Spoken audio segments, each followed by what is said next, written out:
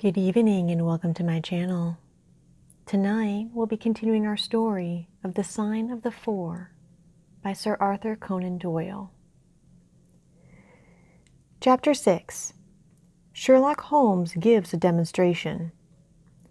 "Now, Watson," said Holmes, rubbing his hands, "we have half an hour to ourselves. Let us make good use of it. My case is, as I have told you, almost complete, but we must not err on the side of overconfidence. Simple as the case seems now, there may be something deeper underlying it." "Simple!" I ejaculated.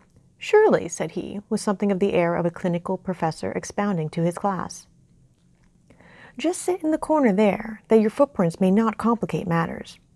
Now to work. In the first place, how did these folk come, and how did they go? The door has not been opened since last night. How of the window?" He carried the lamp across to it, muttering his observations aloud the while, but addressing them to himself rather than to me. "Window is snibbed on the inner side. Framework is solid. No hinges at the side. Let us open it. No water pipe near. Roof quite out of reach. Yet a man has mounted by the window. It rained a little last night. Here is the print of a foot in mold upon the sill.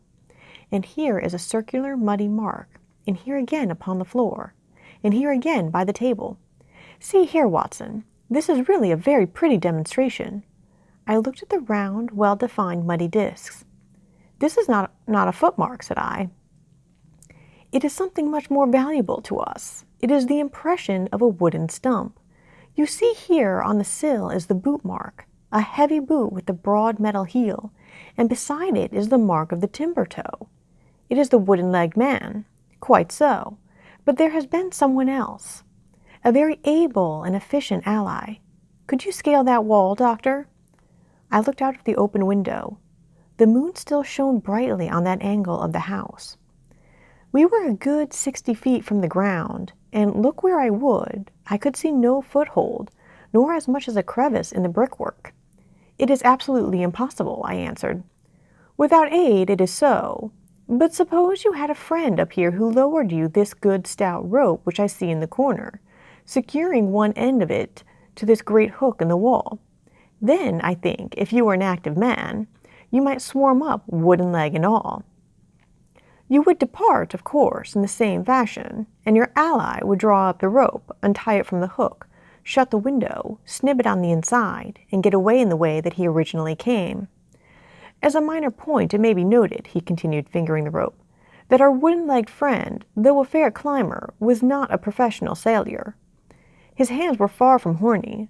My lens discloses more than one blood mark, especially towards the end of the rope, from which I gather that he slipped down with such velocity that he took the skin off his hand." "This is all very well," said I, "but the thing becomes more unintelligible than ever. How about this mysterious ally? How came he into the room?" "Yes, the ally," repeated Holmes pensively. "There are features of interest about this ally. He lifts the case from the regions of the commonplace. I fancy that this ally breaks fresh ground in the annals of crime in this country, though parallel cases suggest themselves from India, and if my memory serves me, from Senegambia." "How came he then?" I reiterated.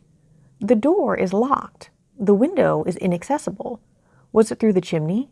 "The grate is much too small," he answered. "I had already considered that possibility." "How then?" I persisted. "You will not apply my precept," he said, shaking his head. "How often have I said to you that when you have eliminated the impossible, whatever remains, however improbable, must be the truth? We know that he did not come through the door, the window, or the chimney. We also know that he could not have been concealed in the room, as there is no concealment possible. Whence, then, did he come?" "He came through the hole in the roof," I cried. "Of course he did. He must have done so. If you will have the kindness to hold the lamp for me, we shall now extend our researches to the room above, the secret room in which the treasure was found." He mounted the steps, and seizing a rafter with either hand, he swung himself up into the garret. Then, lying on his face, he reached down for the lamp and held it while I followed him. The chamber in which we found ourselves was about 10 feet one way and 6 the other. The floor was formed by the rafters, with thin lath and plaster between, so that in walking one had to step from beam to beam. The roof ran up to an apex and was evidently the inner shell of the true roof of the house. There was no furniture of any sort, and the accumulated dust of years lay thick upon the floor. "Here you are, you see," said Sherlock Holmes, putting his hand against the sloping wall. "This is a trap door which leads out on to the roof. I can press it back, and there's the roof itself, sloping at a gentle angle. This, then, is the way by which number 1 entered. Let us see if we can find any other traces of his individuality." He held down the lamp to the floor, and as he did so, I saw for the second time that night a startled, surprised look come over his face. For myself, as I followed his gaze, my skin was cold under my clothes. The floor was covered thickly with the prints of a naked foot, clear, well-defined, perfectly formed, but scarce half the size of those of an ordinary man. "Holmes," I said in a whisper, "a child has done the horrid thing." He had recovered his self-possession in an instant. "I was staggered for the moment," he said, "but the thing is quite natural. My memory failed me, or I should have been able to foretell it. There is nothing more to be learned here. Let us go down." "What is your theory, then, as to those footmarks?" I asked eagerly, when we had regained the lower room once more. "My dear Watson, try a little analysis yourself," said he with a touch of impatience. "You know my methods. Apply them, and it will be instructive to compare results." "I cannot conceive anything which will cover the facts," I answered. "It will be clear enough to you soon," he said in an offhand way. "I think that there is nothing else of importance here, but I will look." He whipped out his lens and a tape measure and hurried about the room on his knees, measuring, comparing, examining, with his long, thin nose only a few inches from the planks, and his beady eyes gleaming and deep-set like those of a bird. So swift, silent, and furtive were his movements, like those of a trained bloodhound picking out a scent, that I could not but think what a terrible criminal he would have made had he turned his energy and sagacity against the law, instead of exerting them in its defense. As he hunted about, he kept muttering to himself, and finally he broke out into a loud crow of delight. "We are certainly in luck," said he. "We ought to have very little trouble now. Number 1 has had the misfortune to tread in the creosote. You can see the outline of the edge of his small foot here at the side of this evil-smelling mess. The carboy has been cracked, you see, and the stuff has leaked out." "What then?" I asked. "Why, we have got him, that's all," said he. "I know a dog that would follow that scent to the world's end. If a pack can track a trailed herring across a shire, how far can a specially trained hound follow so pungent a smell as this? It sounds like a sum in the rule of 3. The answer should give us the— but hello! Here are the accredited representatives of the law."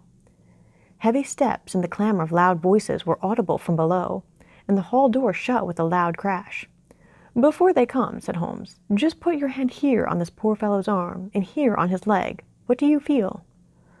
"The muscles are as hard as a board," I answered. "Quite so. They are in a state of extreme contraction, far exceeding the usual rigor mortis. Coupled with this distortion of the face, this Hippocratic smile, or risus sardonicus, as the old writers called it, what conclusion would it suggest to your mind?" "Death from some powerful vegetable alkaloid," I answered. "Some strychnine-like substance which would produce tetanus." That was the idea which occurred to me the instant I saw the drawn muscles of the face. On getting into the room, I at once looked for the means by which the poison had entered the system. As you saw, I discovered a thorn which had been driven or shot with no great force into the scalp. You observe that the part struck was that which would be turned towards the hole in the ceiling if the man were erect in his chair. Now examine the thorn." I took it up gingerly and held it in the light of the lantern. It was long, sharp, and black, with a glazed look near the point as though some gummy substance had dried upon it. The blunt end had been trimmed and rounded off with a knife. "Is that an English thorn?" he asked. "No, it certainly is not. With all these data you should be able to draw some just inference. But here are the regulars, so the auxiliary forces may but a retreat." As he spoke, the steps which had been coming nearer sounded loudly on the passage, and a very stout, portly man in a gray suit strode heavily into the room. He was red-faced, burly, and plethoric, with a pair of very small, twinkling eyes which looked keenly out from between swollen and puffy pouches. He was closely followed by an inspector in uniform, and by the still palpitating Thaddeus Sholto. Here's a business, he cried in a muffled, husky voice. Here's a pretty business. But who are all these? Why, the house seems to be as full as a rabbit warren. I think you must recollect me, Mr. Anthony Jones, said Holmes quietly. Why, of course I do, he wheezed. It's Mr. Sherlock Holmes, the theorist. Remember you, I'll never forget how you lectured us all on causes and inferences and effects in the Bishopgate jewel case. It's true, you set us on the right track, but you'll own now that it was more by good luck than good guidance.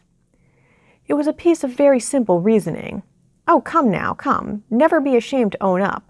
But what is all this? Bad business, bad business. Stern facts here. No room for theories. How lucky that I happened to be out at Norwood over another case. I was at the station when the message arrived. What do you think the man died of? Oh, this is hardly a case for me to theorize over, said Holmes dryly. No, still we can't deny that you hit the nail on the head sometimes. Dear me, door locked, I understand. Jewels worth $500,000 missing. How is the window? Fastened, but there are steps on the sill. Well, if it was fastened, the steps could have nothing to do with the matter. That's common sense. Man might have died in a fit, but then the jewels are missing. Ha, I have a theory. These flashes come upon me at times. Just step aside, surgeon, and you, Mr. Sholto. Your friend can remain. What do you think of this, Holmes? Sholto was, on his own confession, with his brother last night. The brother died in a fit, on which Sholto walked off with the treasure. How's that? On which the dead man very considerately got up and locked the door on the inside. There's a flaw there. Let us apply common sense to the matter.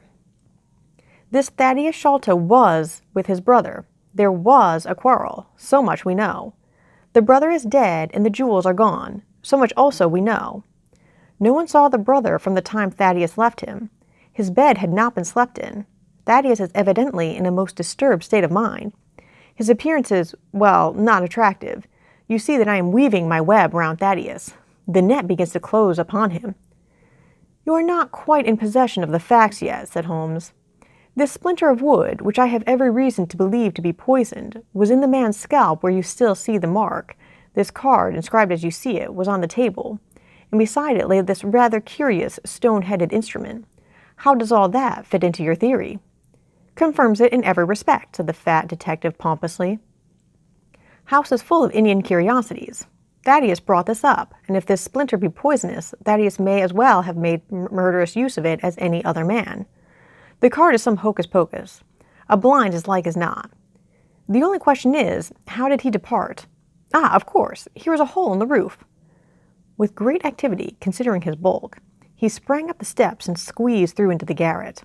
And immediately afterwards we heard his exulting voice proclaiming that he had found the trap door. He can find something, remarked Holmes, shrugging his shoulders. He has occasional glimmerings of reason. Il n'y a pas de sots si incommodes qui ceux qui ont de l'esprit. You see, said Anthony Jones, reappearing down the steps again, facts are better than mere theories after all. My view of the case is confirmed. There is a trap door communicating with the roof, and it is partly opened. It was I who opened it. Oh, indeed. You did notice it then. He seemed a little crestfallen at the discovery. Well, whoever noticed it, it shows how our gentleman got away. Inspector. Yes, sir, from the passage. Ask Mr. Sholto to step this way. Mr. Sholto, it is my duty to inform you that anything which you may say will be used against you. I arrest you in the Queen's name as being concerned in the death of your brother. There now, didn't I tell you? Cried the poor little man, throwing out his hands and looking from one to the other of us. Don't trouble yourself about it, Mr. Sholto, said Holmes. I think that I can engage to clear you of the charge. Don't promise too much, Mr. Theorist. Don't promise too much, snapped the detective. You may find it a harder matter than you think. Not only will I clear him, Mr. Jones, but I will make you a free present of the name and description of one of the two people who were in this room last night. His name, I have every reason to believe, is Jonathan Small. He is a poorly educated man, small, active, with his right leg off and wearing a wooden stump which is worn away upon the inner side. His left boot has a coarse, square-toed sole with an iron band round the heel. He is a middle-aged man, much sunburned, and has been a convict.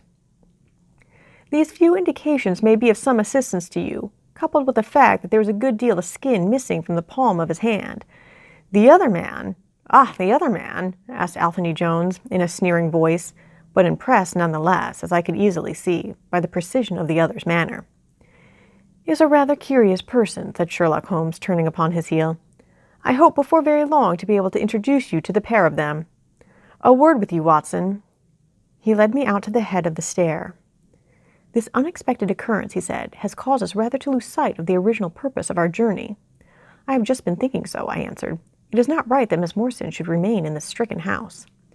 No, you must escort her home. She lives with Mrs. Cecile Forrester in Lower Camberwell, so it is not very far. I will wait for you here if you will drive out again, or perhaps you are too tired? By no means. I don't think I could rest until I know more of this fantastic business. I have seen something of the rough side of life, but I give you my word that this quick succession of strange surprises tonight has shaken my nerve completely. I should like, however, to see the matter through with you, now that I have got so far. Your presence will be of great service to me, he answered.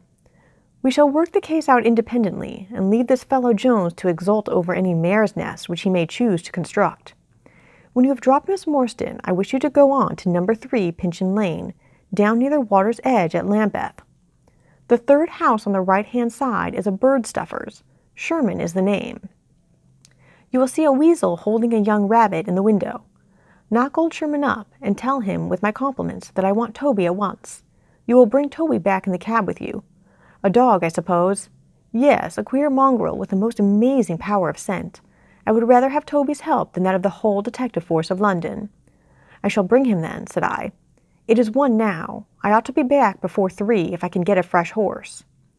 And I, said Holmes, shall see what I can learn from Mrs. Burnstone and from the Indian servant, whom Mr. Thaddeus tell me sleeps in the next garret.